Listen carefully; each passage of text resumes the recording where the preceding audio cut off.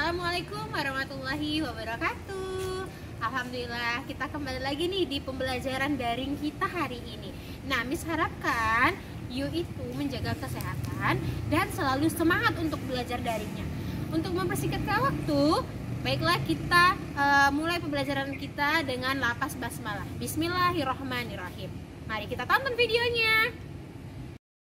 Assalamualaikum warahmatullahi wabarakatuh. Alhamdulillah kita balik lagi nih di pembelajaran kita selanjutnya. Tema 8 Bumiku, subtema 1 perbedaan waktu dan pengaruhnya. Nah, adapun tujuan pembelajaran kita kali ini yaitu kamu mampu melaporkan hasil pengamatan tentang pergerakan bumi mengelilingi matahari dan dampaknya. Kemudian kamu dapat menyanyikan lagu Desaku yang Kucinta dengan memahami interval nada dan meningkatkan kepercayaan diri untuk tampil di depan kelas. Dan kamu dapat menentukan pokok pikiran untuk membuat sebuah ringkasan. Oke, nah di sini kita belajar tentang musim dulu ya nak. Nah, musim hujan itu telah tiba kan. Nah, bumiku menjadi basah terkena air yang turun terus menerus. Nah, bagaimana ya kondisi lingkungan saat musim hujan? Mari kita cari tahu. Nah, ketika musim hujan tiba, bumi menjadi basah karena tersiram air hujan. Nah, banyak tanaman mulai tumbuh, pohon-pohon yang layu karena kekurangan air tampak segar kembali. Para petani mulai menanam padi di sawah. Cuaca yang semula panas menjadi sejuk. Musim hujan selalu dinantikan oleh banyak orang. Namun, ada kalanya musim hujan menyebabkan bencana. Nah, pada bulan-bulan tertentu nih nak, curah hujan itu sangat tinggi. Namun pada bulan lainnya hujan hampir tidak pernah terjadi. Kenapa ya? Nah, saat membaca koran, si Edo tuh terlihat keheranan. Mengapa ya di koran diinformasikan bahwa saat di Argentina sedang terjadi musim panas, namun pada saat bersamaan di Kanada sedang terjadi musim dingin? Mengapa terjadi perbedaan musim di antara masing-masing negara di dunia? Coba kita cari tahu ya. Nah, ini dia. Di sini terlihat ada gambar. Nih, di sini ada musim salju. Ya kan? Ini musim salju. Kemudian di sini ada dia musimnya tuh kita bilang bila dia tuh cerah ya. Tidak ada tanda kalau akan turun hujan gitu ya. Nah, ini kenapa bisa ada perbedaan musim ya? Pertama, di sini ada gambar perputaran ya bumi. Nah, diawali dari bulan Desember tanggal 22, awal musim dingin itu di belahan bumi utara. Nah, awal musim panas itu di belahan bumi selatan. KU dan KS itu adalah kutub utara, kemudian adalah kutub selatan. Kemudian di bulan September, awal musim gugur di belahan bumi utara dan awal musim semi di belahan bumi selatan ya, karena dia itu menghadap matahari. Kemudian itu ada di bulan Maret, awal musim semi di belahan bumi utara, kemudian awal musim gugur di belahan bumi selatan. Nah, kutub utaranya ini kan menghadap langsung ke matahari, makanya lah dia terjadi awal musim semi di belahan bumi utara, kemudian awal musim gugur di belahan bumi selatan, karena dia kutub selatannya itu membelakangi matahari. Oke, fakta yang ada. Nah, fakta yang terjadi pertama itu bumi itu membuat sebuah jalur atau orbit berbentuk elips saat mengelilingi matahari yang disebut revolusi. Ini ada orbitnya kan nak? Nah, jalur atau orbit ini ditempuh dalam waktu 1 tahun untuk 1 putaran.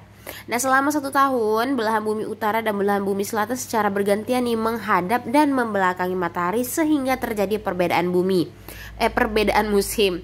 Nah, ini kan dia ganti-gantian nih karena dia ganti-gantian menghadap dan membelakangi matahari. Yang keempat, akibat revolusi bumi terhadap matahari, negara yang berada di belahan bumi utara dan selatan setiap 3 bulan sekali mengalami perubahan musim. Nah, namun akhir-akhir ini sering terjadi perbedaan musim yang terlalu ekstrim kan. Nah, itu penyebabnya adalah global warming.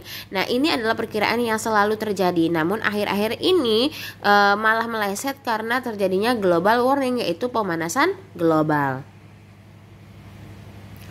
Oke, kita lanjut nih. Tadi kan si Edo dia heran kan, kenapa di Kanada sama di negara lain tuh berbeda. Nah, Kanada itu terletak di belahan bumi utara. Sebaliknya, Argentina itu terletak di belahan bumi selatan.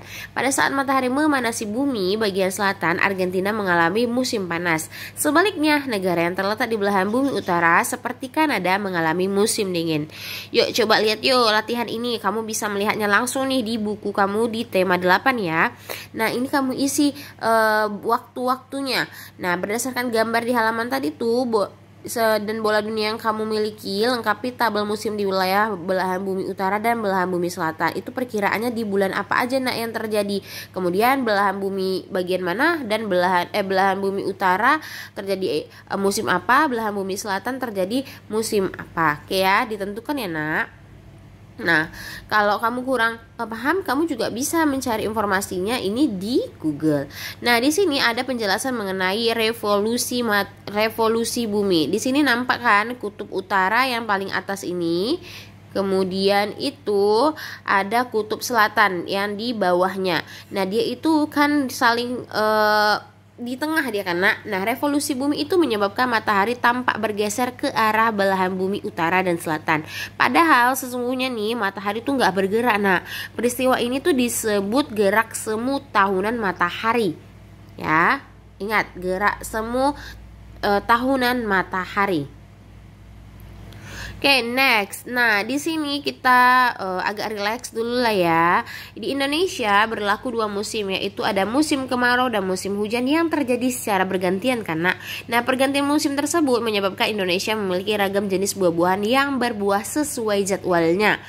Pemandangan di desa ketika musim panen buah terlihat indah sekali. Nah, berikut ini ada sebuah lagu yang bercerita tentang desa nih, yang selalu dirindukan oleh sang pencipta lagu. Nah, yang menciptakan lagu ini adalah El Manik. Judulnya Desaku Yang Ku Cinta. Nah, di sini ini kamu dapat melihat ada solmisasi nadanya, kemudian ada lirik lagunya. Nah, kamu bisa mendengarkan lagunya ini langsung kalau kamu search di YouTube tuh kamu akan mendengarkan lagunya, oke?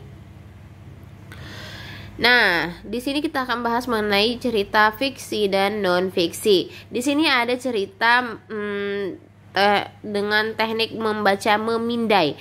Nah, keadaan alam keadaan alam Indonesia. Oke, Miss baca ya. Nah, Indonesia memiliki lebih dari ribuan pulau. Nah, pulau terpadat penduduknya adalah Pulau Jawa. Lebih dari 65% penduduk Indonesia hidup di Pulau Jawa. Indonesia itu memiliki 5 pulau besar, yaitu Jawa, Sumatera, Kalimantan, Sulawesi, dan Papua.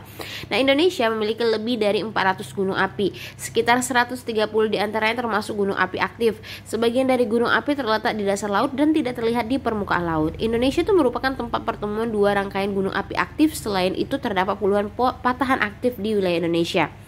Nah, suhu di dataran udara di dataran rendah Indonesia berkisar antara 23 derajat Celcius sampai 28 derajat Celcius sepanjang tahun. Nah, ini juga mempengaruhi curah hujan. Nah, di Indonesia itu rata-rata 1.600 mm setahun. Daerah dengan curah hujan yang tinggi itu sepanjang tahun adalah Aceh, Sumatera Barat, Sumatera Utara, Riau, Jambi, Bengkulu, dan sebagian Jawa Barat, Kalimantan Barat, Sulawesi Utara, Maluku Utara, dan Delta Memberamo di Papua. Nah, tadi itu adalah contoh dari sebuah teks non-fiksi. Ini udah pernah kita bahas nih nak, waktu di kelas 4 dan 5 mengenai cerita fiksi dan non-fiksi. Namun Miss kasih kembali nih ya, kita ulang kembali. Nah, karangan non-fiksi itu adalah karangan yang dibuat berdasarkan fakta atau realita atau peristiwa yang benar-benar terjadi. Tulisan non-fiksi biasanya berbentuk tulisan ilmiah dan ilmiah populer, laporan, artikel, feature, skripsi, tesis, disertasi, makalah, dan sebagainya. Dan perbedaannya itu antara fiksi dan non-fiksi terletak pada masalah faktual atau tidak, imajiner atau tidak.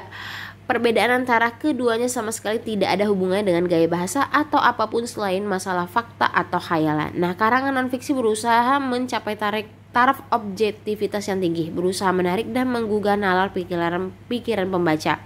Bahasa karangan non-fiksi bersifat denotatif dan menunjukkan pada pengertian yang sudah terbatas sehingga tidak bermakna ganda. Dan non-fiksi itu dibagi jadi 2 nak. Yang pertama ada non-fiksi murni, di mana pengembangan berdasarkan data-data autentik, berarti dia tuh ada faktanya. Kemudian ada non-fiksi kreatif, berawal dari kata autentik kemudian dikembangkan sesuai imajinasi penulisnya yang pada umumnya dalam bentuk novel, puisi, dan prosa.